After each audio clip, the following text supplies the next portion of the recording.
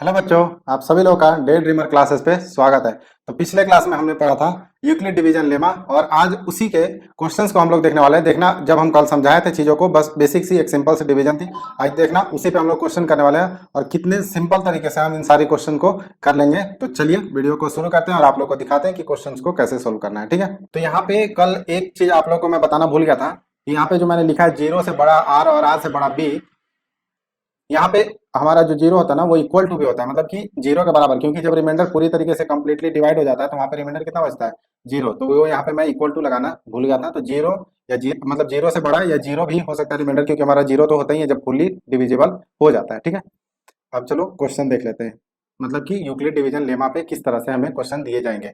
तो यहाँ पे देखो क्या लिखा है कि यूज यूक्लिड डिवीजन एल्गोरिदम, मतलब यूक्लिड डिवीजन एल्गोरिदम का यूज करके एचसीएफ फाइंड करना है। ठीक है, तो एचसीएफ फाइंड करने के एक तरीके तो हम जानते हैं कि प्राइम फैक्टराइजेशन से करते हैं। दूसरा तरीका अभी हम लोग सीख ले रहे हैं कि इसको हम लोग डिवीजन से कैसे कर सकते हैं। तो पहले सिंपल मैं बता देता हूँ आप लोगों को, उसके बाद फिर हम लोग क्या करेंगे कि इसको जैसे मतलब बुक में आंसर लिखा हुआ है ना उस टाइप से आंसर लिखेंगे। पहले समझ लेते हैं, उसके बाद फिर आंसर तो लिख ही लेंगे। ठीक है, तो क्या करना है हमें कि छोटे वाले नंबर को बड़े वाले नंबर से डिवाइड करना है। तो मैं ये फर्स्ट वाला क्वेश्चन लेके दिखा रहा हूँ। ठीक है, तो हम यहाँ पे एचसीएफ निकालने वाले हैं 135 और 225 का फर्स्ट क्वेश्चन का। ठीक है, तो देखो हम क्या करेंगे कि 135 जो छोटा नंबर होगा उसको उससे डिवाइड कर देंगे बड़े वाले नंबर को। ठीक है, तो एक बार में डिवाइड करेंगे तो कितना बन जाएगा 135। ठीक है, पाँच में से पाँच गया जीरो, 12 में से 3 गया 9। ठीक है, अब 90 को यहाँ पे देखना, ये हमारा जो 90 रिमाइंडर आया वो अब डिवीजर बन जाएगा, और जो पिछला वाला डिवीजर था ये 135 वो हमारा डिविडेंड बन जाएगा। ठीक है, यही बोलता है यूक्लिड डिवीजन एल्गोरिदम। तो एक बार में लगाएंगे फिर से 90, ये बन जाएगा हमारा 45। अभी भी रिमाइंडर जीरो नहीं हुआ है। तो अब हम क्या करने वाले हैं कि फिर से ये जो हमारा रिमाइंडर है वो हो जाएगा डिवीजर, और जो हमारा पिछला रिमाइंडर था या फिर डिवीजर था वो बन जाएगा हमारा डिविडेंड। तो ठीक है, 45 इंटू 290, तो यहाँ से हमारा कट गया, और जो लास्ट में डिवीजर बना वही हमारा क्या हो जाता है HCF। ठीक है, तो हमारा हो जाएगा HCF इक्वल टू 45। यहाँ तक सिंपल है। अब देखो, जो हम नॉर्मल मेथड से निकालते थे अपना, पहले उस मेथड से प्राइम फैक्टराइजेशन से बताते हैं, उससे पहले बता देते हैं कि एचसीएफ का फुल फॉर्म मैं बताना भूल गया, और वहीं से हमारे सारे आंसर आते हैं। ठीक है, एचसीएफ का मतलब अगर समझ गए तो आपको पता चल जाएगा कि हम निकाल क्या रहे हैं। तो एचसीएफ का मतलब होता है हाईएस्ट कॉमन फैक्टर। ठीक है, हाईएस्ट कॉमन फैक्टर, इसका मतलब होता है हाईएस्ट मतलब सबसे ज्यादा, कॉमन मतलब जो दोनों नंबर में कॉमन हो, और फैक्टर मतलब जो हमने फैक्टर निकाले उस नंबर के, उसमें जो दो कॉमन नंबर है उसमें जो सबसे हाईएस्ट बनता है उसी को बोलते हैं एचसीएफ। देखो किस तरह से बनेगा। तो हमारा नंबर कौन कौन सा था, एक था 135 और दूसरा था 225। ठीक है, तो पहले 135 का फैक्टराइजेशन निकालते हैं। अगर भूल गए होगे तो अभी याद आ जाएगा, 3 से लगेगा क्योंकि ये ऑड नंबर है। 45 टाइम्स 3 से लगेगा 15 टाइम्स 3 से लगेगा 5 टाइम्स। ठीक है, अब 225 का भी फैक्टर निकाल लेते हैं। इसका हो जाएगा 3 से 7 5। ठीक है, 3 से ये हो जाएगा 25, सॉरी 3 से नहीं लगेगा, 5 से 5 टाइम्स। ठीक है, तो हम क्या लिखते थे कि 135 का जो हमारा फैक्टर आता था वो लिखते थे 3 इंटू 3 इंटू 3 इंटू 5। ठीक है, ये हो गया। 225 का फैक्टर क्या लिखते थे, इस तरह से लिख देते थे 3 इंटू 3 इंटू 5 इंटू 5। ठीक है, यहाँ तक याद होगा। अब देखो, इसमें हम कॉमन ढूंढते हैं, तो कॉमन क्या है, दोनों में हाईएस्ट कॉमन फैक्टर निकालना है ना। तो ये हो गए हमारे फैक्टर, इसी को बोलते हैं फैक्टराइजेशन, जो कि आगे हम पढ़ाने वाले थे, यहीं पे हम लोगों ने सीख लिया। तो ये हमारा जो हो गया वो क्या हो गया फैक्टर 3 3 5 5। इसमें प्राइम फैक्टराइजेशन इसको बोलते हैं, प्राइम नंबर होते हैं 3 5 7 13 11 ये सब। ठीक है, उसके बाद सेकंड कॉमन नंबर कौन सा है, जो दोनों में है, ये 3 भी दोनों में कॉमन है, ये 3 है, इधर कोई 3 नहीं है, राइट। लेकिन ये 5 और ये 5 या फिर ये 5, कोई सा भी एक 5 कॉमन कर देंगे। ठीक है, इसके अलावा कोई नंबर कॉमन नहीं है। तो हम एचसीएफ में क्या निकालते हैं, हाईएस्ट कॉमन फैक्टर। तो कॉमन पहले हम निकालिए कि ये 3 कॉमन है। अब हाईएस्ट हाईएस्ट कैसे होगा, इन तीनों को जब हम मल्टीप्लाई कर देंगे। कॉमन है तो 3 मतलब 2 है तो दोनों में से कोई एक ही यूज करेंगे क्योंकि कॉमन है ना दोनों में। तो ये नंबर जो हो गया क्या हो गया 3 इंटू 3 इंटू 5। तो ये कितना हो जाएगा, 3 के 9 बचे 45 45। तो यही तो हमारा आंसर पिछले बार भी आया था, यही आंसर हमारा इस बार भी आया। तो देखो हमें जो क्वेश्चन पूछा था वो पूछा था डिवीजन एल्गोरिथम से। मैंने एचसीएफ को क्लियरली समझा दिया कि एचसीएफ में एक्चुअल में होता क्या है। तो इसी तरह से हम यहाँ भी करते जा रहे थे, बस यहाँ पे डिवीजन एल्गोरिथम यूज कर रहे थे और कुछ नहीं, बाकी चीजें सेम हो रही थी। और आपके बुक में कुछ इस तरह से आंसर लिखा होगा कि A equal to B Q plus R के फॉर्म में लिखना होता है, राइट। डिवीजन एल्गोरिथम जो यूक्लिड डिवीजन एल्गोरिथम जो हमने कल पढ़ाया था उसमें क्या होता है, A equal to B Q plus R के फॉर्म में हमें लिखना होता है। तो आपके बुक में आंसर लिखा होगा कि 225 इक्वल टू, देखना ये 135 इंटू 1 लिखा होगा, ठीक है, 135 इंटू 1 प्लस रिमाइंडर कितना आया था 90, तो ये बन गया 225। इसी तरह से नेक्स्ट स्टेप में क्या लिखा होगा, देखो 135 है अपना नेक्स्ट स्टेप जो हमारा डिविडेंड है, इक्वल टू 90 से 1 टाइम्स लगाते हैं तो 90 इंटू 1 प्लस 45, ठीक है। इसी तरह से अभी नेक्स्ट डिविडेंड क्या आंसर है 90 है, तो 90 इक्वल टू 45 इंटू 2 आया था प्लस 0। तो जैसे ही हमारा रिमाइंडर 0 हो जाता है तो उसमें जिस नंबर से बी जो हमारा है इसको हम क्या बोलते हैं, डिवीजर, राइट। तो जो हमारा बी है वही आंसर होता है। तो यूक्लिड डिवीजन एल्गोरिथम यही बोलता है कि जैसे जैसे हम बार बार उसको डिवाइड करते जाते हैं पिछले वाले नंबर से, मतलब पिछले वाला जो हमारा रिमाइंडर बचा उसको अगर पिछले वाले डिवीजर से डिवाइड करते जाते हैं तो जब लास्ट में हमारा रिमाइंडर 0 हो जाता है तो जो हमारा डिवीजर था वही हमारा हो जाता है एचसीएफ। यही सिंपल चीज बोलता है। तो आपको बुक में इस तरह से लिखा होता है, तो आपको समझ में नहीं आता है तो इसको इस तरह से पहले लिख लिया करो और फिर इसको इसमें ट्रांसलेट करके आंसर दे दिया करो। कभी कभी होते हैं टीचर की नंबर काट लेंगे, बोलेंगे कि हमें इस मेथड से नहीं लिखना था, बुक में इस तरह से नहीं लिखा हुआ, तो ये वाली चीजें भी नीचे लिख देना, तो उनको समझ में आ जाएगा कि एचसीएफ यहाँ पे 45 हो गया। सिंपल क्वेश्चन था।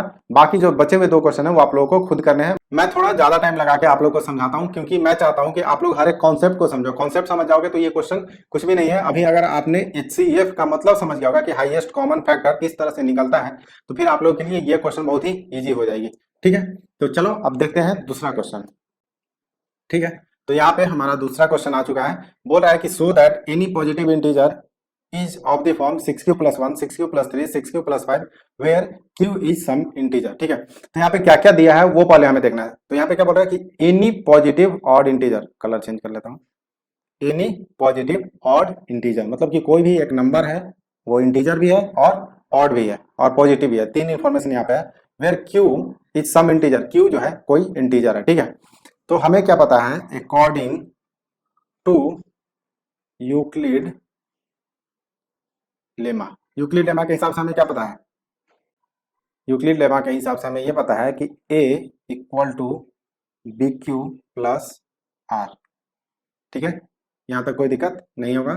वेयर 0 से बड़ा या बराबर होगा r और b से छोटा होगा। आप देखना यही इंफॉर्मेशन, इतना ही यूक्लिड लेमा बोला था, ये कुछ नहीं हमारा डिवीजन का मेथड है, इतना तक सिंपल है, कोई दिक्कत नहीं होना चाहिए। चलो अब देखो थोड़ा सा दिमाग लगाना है, बस कुछ नहीं करना। यहाँ पे किस फॉर्म में दिया है, अरे बार बार कलर चेंज करना पड़ा है, 6q प्लस 1 के फॉर्म में दिया है, मतलब कि यहाँ पे जो हमारा डिवीजर है वो क्या है 6, ठीक है।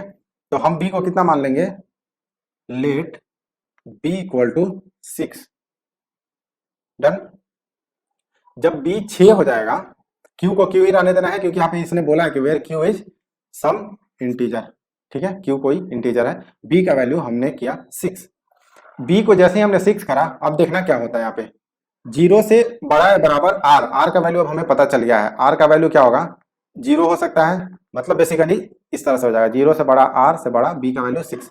तो जो r का वैल्यू होगा 0 से लेके 5 तक होगा, तो इस तरह से हम लिख सकते हैं 0 1 2 3 4 और 5, कोई दिक्कत नहीं होना चाहिए, ठीक है।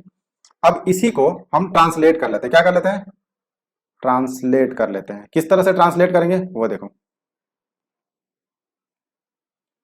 यहाँ पे हमारा है a equal to B Q plus R, A का वैल्यू हमें नहीं पता है, यही प्रूव करना है कि a जो है कोई पॉजिटिव ऑड इंटीजर आएगा। देखो यहाँ पे है ना, so that any positive odd integer is in the form of 6q plus 1 3 और 5, ठीक है। अब यहाँ पे लिखेंगे a इक्वल टू, ट्रांसलेट कर रहे हैं, b का वैल्यू हमारे पास कितना था 6q प्लस r पहली बार 0 ले रहे हैं, यहाँ पे लिख देंगे व्हेन r इक्वल टू 0, कोई दिक्कत नहीं होना चाहिए। इसी तरह से a equal to 6q plus 1 होगा क्योंकि b का वैल्यू 6 और रिमाइंडर अभी हमने मान लिया 1 व्हेन r इक्वल टू 1। इसी तरह से हम कहां तक लिखेंगे, 5 तक लिखेंगे, जल्दी जल्दी मैं लिख लेता हूं, ठीक है, ठीक है, यहां तक हमने लिख लिया। ठीक है, जल्दी से मैंने इसको कंप्लीट कर लिया, जहाँ पे आर का वैल्यू बार बार चेंज होते जा रहा है, बाकी वैल्यू फिक्स्ड है। ठीक है, अब देखना, अब यहीं पे थोड़ा सा दिमाग लगाना है, और ये शायद आप लोगों को पता चल भी गया होगा। पहले ये बताओ कि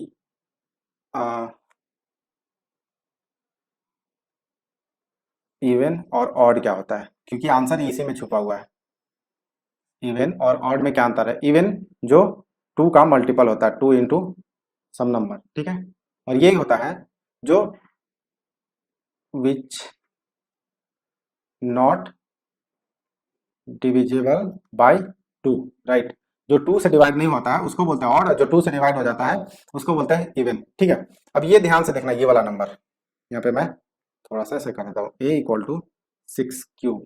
ठीक है, 6 को क्या हम ऐसे लिख सकते हैं, 2 इंटू 3, और q है तो इंटू क्यू। ठीक है, तो क्या हम 2 इंटू ऐसे 3q लिख सकते हैं, राइट। 3q कोई भी नंबर होगा, क्योंकि q हमें उसने बोल दिया था कि q एक इंटीजर है, तो क्या हम ये इसको मान सकते हैं 2 इंटू एम।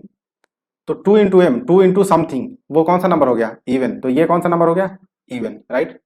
कोई दिक्कत नहीं होना चाहिए, एक बार फिर से समझा देता हूँ, ध्यान से समझना, क्योंकि आंसर मतलब आपके क्वेश्चन यहीं पे खत्म हो जाएगी, यही कॉन्सेप्ट था इसमें, कुछ और नहीं था। a equal to 6q plus 0, zero का कोई वैल्यू नहीं था, तो मैंने यहाँ पे 6q लिख दिया। अब 6q को हम क्या 2 इंटू 3q लिख सकते हैं क्या? 3 इंटू क्यू, 2 इंटू 3 करेंगे, फिर से मल्टीप्लाई करके वो 6 बन जाएगा। तो इसी को इस तरह से हमने ट्रांसलेट कर लिया, 2 इंटू और 3 और q को एक साथ कर लिया, तो 3q। 3q में q बोला है कि where q is some integer. ठीक है, क्यू हमें बोल दिया है कि कोई एक इंटीजर है, तो कुछ भी हो वो 2 इंटू समथिंग मल्टीपल बनेगा, सिंपल 2 का मल्टीपल बनेगा। अगर क्यू का वैल्यू मान लो कि 5 ले लेते हैं, तो कितना हो जाएगा? 3 इंटू 5 15, 15 इंटू 2 30, 30 क्या है? इवन नंबर है। क्यू का वैल्यू 6 ले लेते हैं, ठीक है, 5 ले लिए, ऑड वाला 6 ले लेते हैं, इवन वाला, तो 6 18, 18 दूनी 36, 36, 36 क्या है? इवन नंबर है, तो कुछ भी मल्टीप्लाई करेंगे 2 से मल्टीप्लाई हो रहा है, इसका मतलब कि वो कन्वर्ट हो जाएगा इवन नंबर में। अब एक दिखा देता हूं 6q प्लस 1 का, बाकी आप लोग इसी तरह से एक्सटेंड कर लेना, ठीक है। अब हम इसको लेने वाले हैं a equal to 6 Q plus 1। ठीक है, हम 6 क्यूब प्लस 1 को क्या लिख सकते हैं? देखना ध्यान से, 2 इंटू 3 इंटू क्यू प्लस 1। ठीक है, अब यहाँ पे हम लिख सकते हैं 2 इंटू 3q प्लस 1। यहाँ तक कोई दिक्कत? अब क्या करने वाले हैं कि इसको 2 इंटू 3q को लिख देंगे 2 इंटू एम प्लस 1। ठीक है, अब m का कोई भी वैल्यू रखो, क्योंकि q का कोई भी वैल्यू रखेंगे कोई नंबर आ जाएगा, राइट। या तो इवन आएगा या तो ऑड आएगा। जैसे 5 रखेंगे तो 15 आ जाएगा, 6 रखेंगे तो 18 आ जाएगा, 7 रखेंगे तो 21 आ जाएगा, मतलब कोई ना कोई इवन या ऑड नंबर आएगा। अब यहाँ पे इवन या ऑड नंबर रख के देख लेते हैं, सिंपल क्या हो जाएगा। 2 इंटू, मान लो कि 2 रखते हैं, तो 2 इंटू 2 4 प्लस 1 कितना हो जाएगा? 5।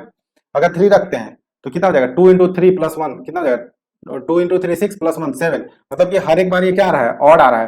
तो 6q प्लस 1 जो था हमारा हमेशा ऑड दे रहा है। इसी तरह से 6q प्लस 2 क्या देगा? एक और बता देता हूँ, क्योंकि आगे आप लोग को शायद ये 6q प्लस 2 कंफ्यूजन करेगा। ठीक है, तो देखो अब 6q प्लस 2 को भी एक बार एक्सटेंड कर लेते हैं। तो यहाँ से हमें क्या दे दिया ये? ऐसे भी हम जानते हैं कि 2q प्लस 1 का जो फॉर्म होता है वो क्या होता है? ऑड होता है। तो यहाँ पे ये हो गया ऑड नंबर, कोई भी नंबर आएगा वो ऑड ही होने वाला है। हाँ, तो 6q प्लस 2 क्या कर रहे थे, तो यहाँ पे हम लिखेंगे a equal to 6q plus 2। ठीक है, मैं थोड़ा टाइम लेके समझा रहा हूँ, लेकिन ऐसी चीजें समझा रहा हूँ कि एक बार अगर ये इसको कंप्लीट कर लिया तो दूसरी बार ये चैप्टर में भूलने की कोई गुंजाइश ही नहीं बचेगी। ठीक है, तो यहाँ पे हम क्या लिखेंगे? देखो यहाँ से हम, यहाँ पे भी 2 है, यहाँ पे भी 2 है, तो हम 2 कॉमन ले सकते हैं क्या? ये 8th क्लास में हमने पढ़ा था। यहाँ से अगर हम 2 कॉमन लेते हैं तो देखो क्या बनता है, ये बन जाएगा 3q प्लस 1। ठीक है, 3q प्लस 1 बन गया। तो यहाँ तो और भी सिंपल हो गया, 2 into something, right, 2 into something. और अभी हमने बताया था इवन ऑड में कि 2 इंटू कुछ भी क्या हो जाता है? इवन। तो ये क्या बन गया? इवन। तो ये हमारा इवन नंबर बन गया। अब देखो, तो यहाँ पे हमें पूछ क्या रहा था, ऊपर में क्वेश्चन शायद आप लोग भूल गए होंगे, मैं फिर से दिखा देता हूँ। ठीक है, तो यहाँ पे ये पूछ रहे थे कि 6q प्लस 1 जो होगा वो ऑड होगा, 6q प्लस 3 ऑड होगा और 6q प्लस 5 ऑड होगा, बाकी इवन होंगे, क्योंकि यही हमें प्रूव करना था। तो हम तो यही प्रूव कर रहे हैं ना, इतना हम आप लोग को समझाने के लिए लिख रहे हैं। आप लोग को लिखना सिर्फ इतना ही है, ये वाला टर्म लिखना है, इसके बाद एक क्वेश्चन को समझाना है और इसी के लिए लिख देना है, सो ऑन। बाकी ये नंबर इवन होंगे, ये नंबर ऑड होंगे। ठीक है, तो ये आप लोग को सारे चीजें हमने प्रॉपर तरीके से समझाया है, कहीं भी कोई डाउट नहीं बचेगा। तो आज की वीडियो को यहीं पे रोक देते हैं, क्योंकि मैं ज़्यादा लंबा वीडियो नहीं बनाना चाहता हूं और इस सेम टाइम पे मैं कोई भी कॉन्सेप्ट को भी नहीं छोड़ना चाहता हूं, क्योंकि अगर ये चीज़ अगर आप समझ गए तो रियल नंबर या कोई भी चैप्टर अगर इस तरह से समझते हो बहुत ही आसानी से हर एक चैप्टर को समझ लेंगे। अगर मेरा पढ़ाने का तरीका अच्छा लगता है तो वीडियो को लाइक करना, कमेंट करना, शेयर करना अपने दोस्तों के साथ और बताना कि कहाँ पे हम और भी ज़्यादा इंप्रूव कर सकते हैं। आप लोग को अंडरस्टैंडिंग अगर कहीं नहीं हो रही है, अगर आपको ऐसा लगता है कि सर ये वाले पार्ट में मुझे अंडरस्टैंडिंग नहीं हो रही, तो बिल्कुल बताना, हम उसके बारे में भी हम आप लोग को या तो कमेंट सेक्शन में बताएंगे या उसके लिए डेडिकेटेड वीडियो बना देंगे अगर बहुत सारे बच्चों का वो डाउट रहा तो चलो अब मिलते हैं अपने अगले वीडियो में। तब तक पढ़ते रहो, खुश रहो, मस्त रहो, ठीक है।